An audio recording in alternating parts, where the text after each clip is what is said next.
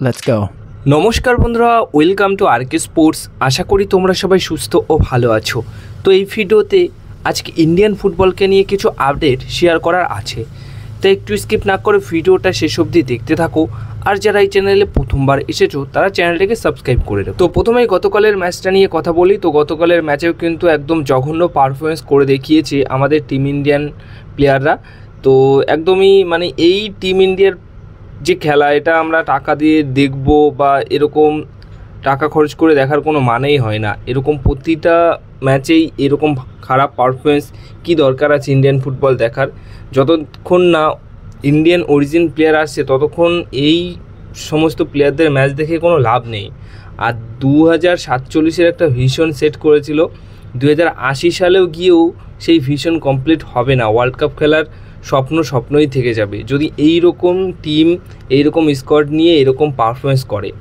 গতকালের ম্যাচ শুরু হওয়ার আগে মানালো মার্কেস বলেছিল যে এই ম্যাচটার জন্য আমরা ভালো প্রস্তুতি নিয়েছি, ভালো রেজাল্ট আমরা করে দেখাবো। শুধু তার কথা তো নয়, বাতেলা, কিছু বলার নেই তাকে নিয়ে।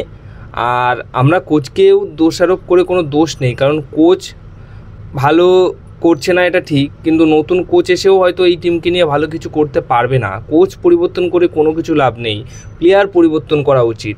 হ্যাঁ, কোচ পরিবর্তন করছো, কিছু প্লেয়ার পরিবর্তন করে আবার কিছু ইন্ডিয়ান ফুটবলারকে সুযোগ দিচ্ছ, আবার সেই সেম রেজাল্টই হবে।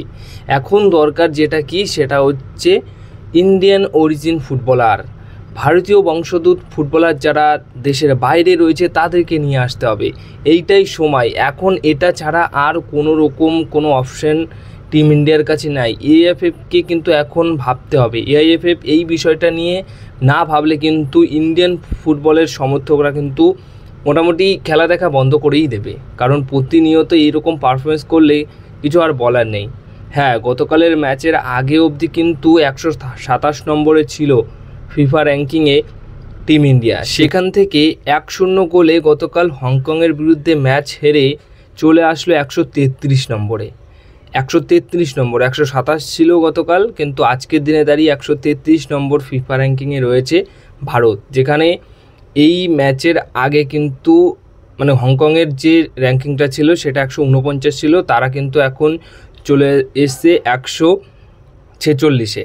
তো বুঝতেই পারছো তারা কিন্তু অনেকটা উন্নত হচ্ছে, আস্তে আস্তে উন্নত মানের ফুটবল তারা খেলছে। গতকালও ভালোই পারফরমেন্স করেছে। তারা খেলে ম্যানচেস্টার ইউনাইটেডের এগেনস্টে ফ্রেন্ডলি ম্যাচ, আর টিম ইন্ডিয়া খেলে লোকাল টিমের যে রয়েছে সেই ফ্রেন্ডলি ম্যাচ খেলে।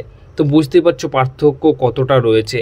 তো এখন কিন্তু এআইএফকে এই ভারতীয় বংশোদ্ভূত প্লেয়ার নিয়ে ভাবা উচিত, আর একটা কাজই করতে হবে, এখন সবাইকে কিন্তু সোশ্যাল মিডিয়াতে আওয়াজ তুলতে হবে।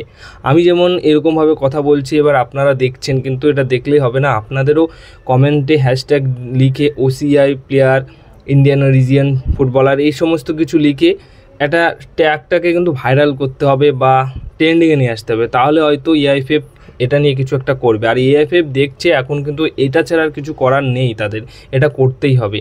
আর এই নিয়ে একটা ভালো খবর রয়েছে, যেটা ভালো একটা সোর্স থেকে খবর পাওয়া গেছে, যে ভারতের ক্রীড়া মন্ত্রক ভারতের বিদেশি নাগরিক অর্থাৎ ওসিআই প্লেয়ার বা ভারতীয় বংশোদ্ভূত প্লেয়ারদের যে কার্ড হয় সেটা দিয়ে তাদেরকে আনার একটা পরিকল্পনা করছে, যারা ভারতের হয়ে প্রতিনিধিত্ব করতে পারে বা ভারতের হয়ে খেলতে পারে। এটা নিয়ে কিন্তু এরকম একটা আপডেট রয়েছে। গতকালের ওই ম্যাচ হারার পরই কিন্তু এইরকম আপডেট পাওয়া গেছে। তো মনে হচ্ছে যে কিছু একটা হবে, এই ভারতীয় বংশোদ্ভূত প্লেয়ার নিয়ে আমরা এত আওয়াজ এখন তুলছি, এটা কিন্তু কাজে আসতে পারে যদি আর একটু আমরা আওয়াজ তুলি এই বিষয়টা নিয়ে। আর গতকাল ম্যাচ হারার পর এরকমই একটা আপডেট এসছে যে এইরকম একটা পরিকল্পনা করছে, অনুমতি দেবে যারা আর কি ভারতীয় বংশোদ্ভূত প্লেয়ার তারা এসে খেলতে পারবে। এরকম একটা কাজ করার পরিকল্পনায় কিন্তু গতকাল ওই ম্যাচ হারার পর থেকেই শুরু করে দিয়েছে।